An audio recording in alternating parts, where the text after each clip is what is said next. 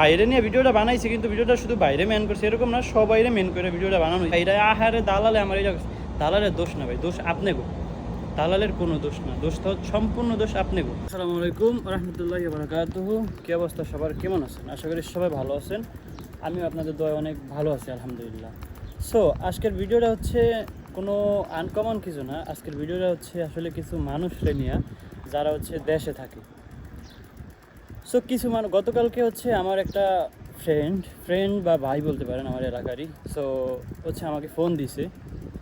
Phone দেওয়া কিছুটা বলতেছে যে ভাইয়া আমি হচ্ছে 1 মাসের উপরে বাইরে সৌদি আরবে আসছে, 1 মাসের উপরে হয়েছে। আজকে আমারও ফোন দিছে যে হচ্ছে 1 মাসের উপরে হচ্ছে আসছি, এখন পর্যন্ত ভাই ঠিকমতো খাবারও নাই, কামও নাই। মানে কাম তো দূরের কথা, খাবারটা পর্যন্ত এখনও খাইতে পারে না 1 মাসের ভিতরে। বলতেছে যে হচ্ছে 1 মাসের ভিতরে টোটাল হিসাব করলে 10 দিনও খাবার খাইতে পারি নাই। আসলে ভাই কষ্টটা ওই জায়গায় না, কষ্টটা হচ্ছে যে ঠিক আছে তারা বাহিরে আসছে, ভাই তোরা একটাবার বইলায়। আমি তো আল্লাহর রহমতে হয়তো বা অত পুরান লোক না, কিন্তু তাও দেখা যায় কি আমি হচ্ছে সৌদি আরবে আসছি অলরেডি 3 বছর হয়ে গেছে। 100 ভাগ না জানি, 100 ভাগ না জানলে তো অল্প কিছুটাও তো জানি ভাই, জানি না অবশ্যই জানি। সো ভাই আসলে এটা শুধু আমার এলাকা বইলে এরকম না, না এটা প্রত্যেকটা জায়গায়। মানে আমাদের দেশের লোক মানে বাহিরের কথা শুনলে আর বাহিরে যদি ভিসার কথা শুনে, মানে হচ্ছে কিভাবে কার আগে কত টাকা দিয়া যে আসবে, না কত টাকা লাগে বাহিরে আসতে ওইটা জানে, না কত টাকা খরচ হয় না ওইটা জানে, না জিজ্ঞাসা করে যে হচ্ছে বাহিরে গিয়া কত টাকা তার ইনকাম হবে বা কী কাজ করবে ওইটা পর্যন্ত জানে না ভাই। এতটা পাগল হয়ে যায় বাহিরে আসার জন্য।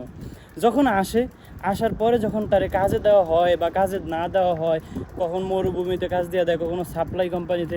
হাম্মামের কথা, আরে ভাই হাম্মামের কি আপনারা চিনেন?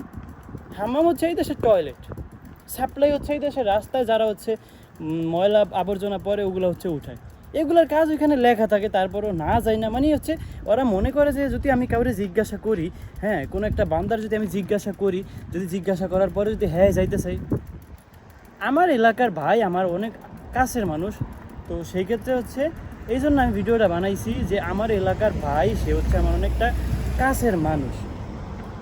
আমারে গতকালকে ফোন দেয়, 1 মাস হয়ে গেছে অলরেডি, যে হচ্ছে 1 মাস হয়ে গেছে বাইরে আসছে, আমাকে গতকালকে ফোন দিয়ে বলতেছে যে ভাই আমি এখন কাজ পাইতেছি না, আমি খাবার খাইতে পারতেছি না ঠিকঠাক মতো।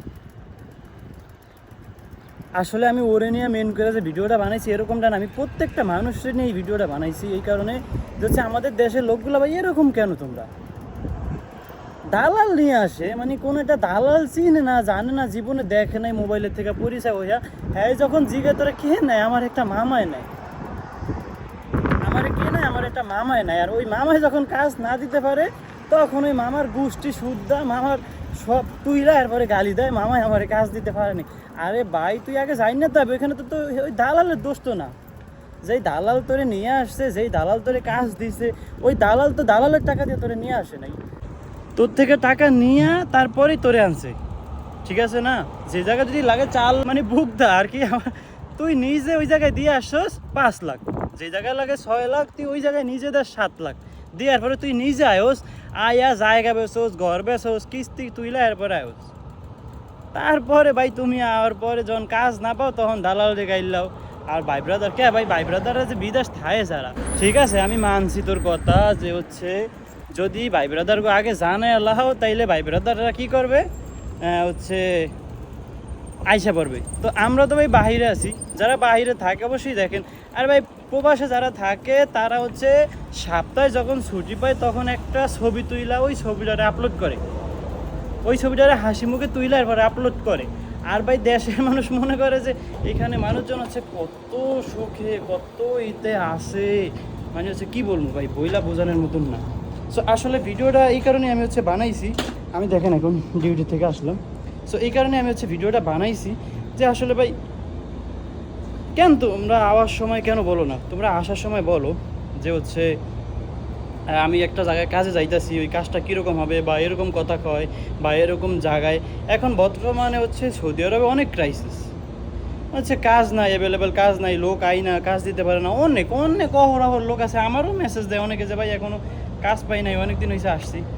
সো আমি একটা কথাই বলবো, যারা বাইরে আসতে চান এই 3-4 লাখ টাকা খরচ না কইরা বাহিরে না এসে ভাই এই 3-4 লাখ টাকা দিয়ে দেশে ব্যবসা বাণিজ্য করেন, দেশে যেই কোনো ব্যবসা ছোটোর থেকে ছোটো ব্যবসা হইলে ওই ব্যবসা কইরা খান, আপনারা ওইটা কাজে দিবে।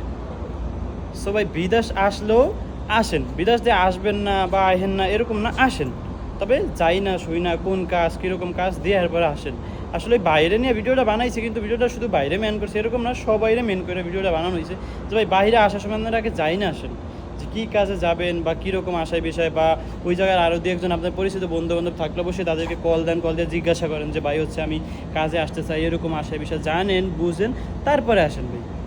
শুধু না বুঝে এটা জায়গায় আসার পরে, হ্যাঁ আসার আগে আনে কে, আমার মামায় আমার কাছের লোক, আরে ভাই যারা আনে তারা সব কাছের লোকই থাকে, হয় মামা থায়, কাকা থায়, খালা থায়, দুলাভাই থায়, এই তো।